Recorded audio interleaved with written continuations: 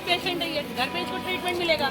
Corona की दूसरी लहर के दौरान पूरे देश में ऑक्सीजन सिलेंडर के लिए महामारी मची हुई थी। लोग ऑक्सीजन सिलेंडर के लिए परेशान थे।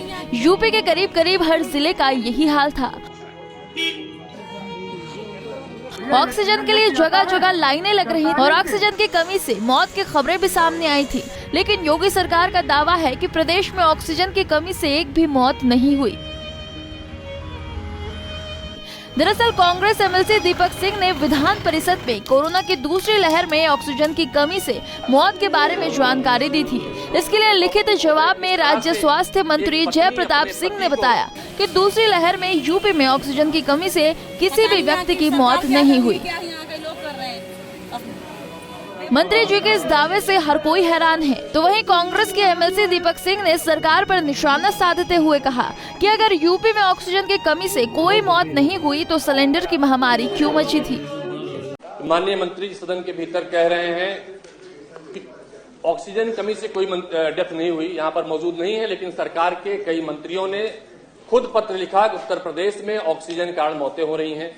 जो आज देश में मंत्री हैं, सांसद रहे उत्तर प्रदेश के, उन्होंने लिखा ऑक्सीजन के कारण मौतें हो रही हैं। इस प्रदेश के सांसद रहे जो पहले मंत्री थे, ऑक्सीजन की मांग करते रहे कि ऑक्सीजन नहीं मिल रही है, मेरे परिजन की मृत्यु हो जाएगी। और सरकार के मंत्री शपथ लेते हैं कि जो मुझे ज्ञात होगा अथवा मेरे संज्ञान में लाया जाएगा। सभापति महोदय, उत्तर प्रदेश की दर्जन भर घटनाएं हैं, चाहे अजय रस्तोगी घटना रही हो, चाहे सीमा कुरीर की घटना रही हो, चाहे अलीगढ़ के स्थान कश्यप घटना रही हो, और दर्दनाक घटना सभापति महोदय उत्तर प्रदेश की है।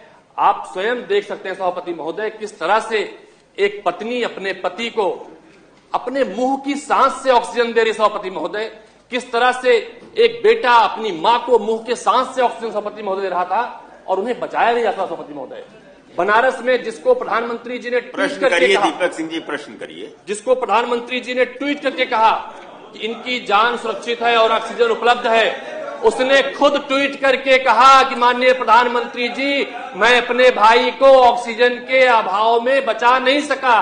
क्या सभापति महोदय, मैं जानना चाहता हूं, जो मौतें पूरे प्रदेश ने देखी थी, क्या उन मौतों की सूचना सरकार के पास नहीं है?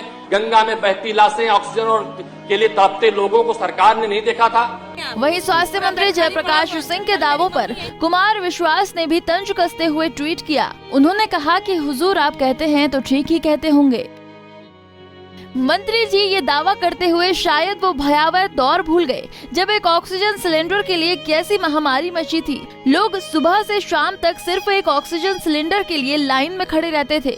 स्वास्थ्य मंत्री को यह दावा करते हुए आगरा की वो तस्वीरें याद करनी चाहिए जिसमें रेणु सिंघल ने अपने पति को बचाने के लिए अपनी जान पर खेल गई थी। उन्होंने अपने मुंह से पति को सांस दी थी लेकिन जान नहीं बचा पाई थी, या फिर सब कुछ झूठ है और मंत्री जी सच बोल रहे हैं। पंजाब केसरी टीवी के लिए लखनऊ से अनिल सैनी की रिपोर्ट।